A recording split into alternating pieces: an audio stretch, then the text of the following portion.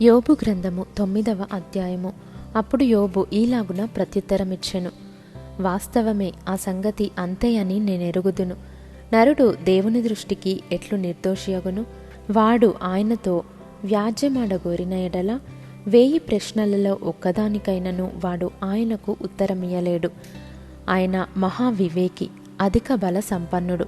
ఆయనతో పోరాడ తెగించి హాని నొందని వాడెవడు? వాటికి తెలియకుండా పర్వతములను తీసివేయువాడు ఆయనే.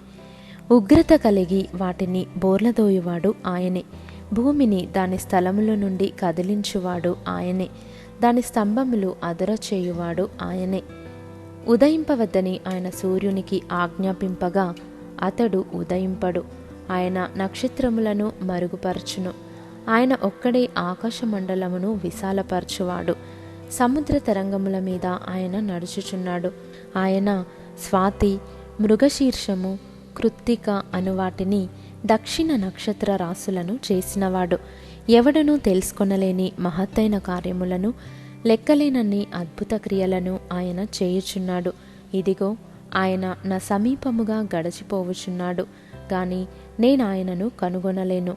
నా చేరువను పోవుచున్నాడు గాని ఆయన నాకు కనబడడు.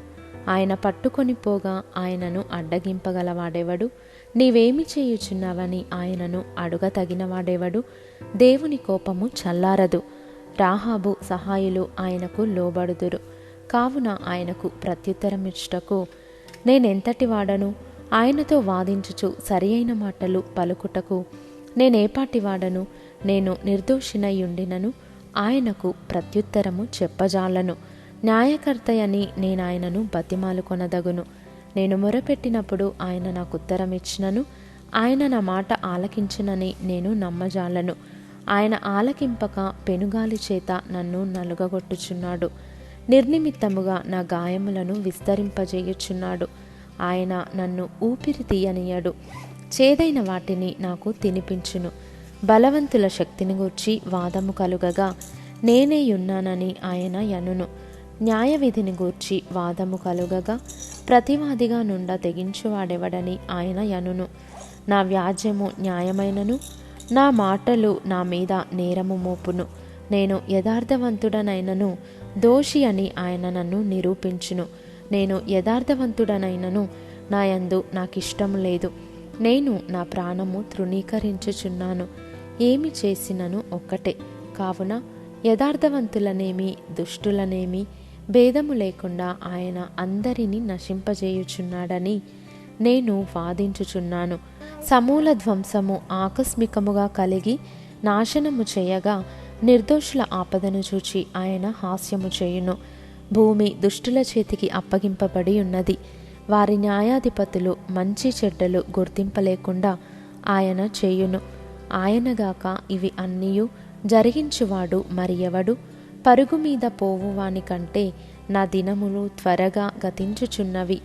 క్షేమము లేకయే అవి గతించిపోవుచున్నవి. రెల్లు పడవలు దాటిపోవునట్లు అవి జరిగిపోవును.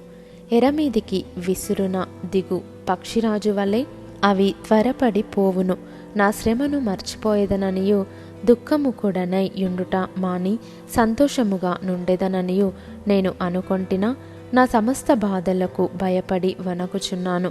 నీవు నన్ను నిర్దోషినిగా ఎంచవను సంగతి నేను నిశ్చయముగా ఎరిగియున్నాను. నన్ను దోషినిగా ఎంచవలసి వచ్చెను గదా. కాబట్టి నాకు ఈ వ్యర్థ ప్రయాసమేలా? నేను హిమముతో నన్ను కడుగుకొనినను, సబ్బుతో నా చేతులు కడుగుకొనినను నీవు నన్ను గోతిలో ముంచెదవు. అప్పుడు నేను నా స్వంత వస్త్రములకై అసహ్యుడనగుదును. ఆయన నావలే నరుడు కాడు. నేను ఆయనతో వ్యాజ్యమాడజాలను. మేము కలిసి న్యాయ విమర్శకు పోలేము. మా ఇద్దరి మీద చెయ్యి ఉంచదగిన మధ్యవర్తి మాకు లేడు. ఆయన తన దండమును నా మీద నుండి తీసివేయవలెను. నేను భ్రమసిపోకుండా ఆయన తన భయంకర మహాత్మ్యమును నాకు కనుపరచకుండవలెను. అప్పుడు ఆయనకు భయపడక నేను మాటలాడెదను. ఏలయనగా నేను అటివాడను కాననుకొనుచున్నాను.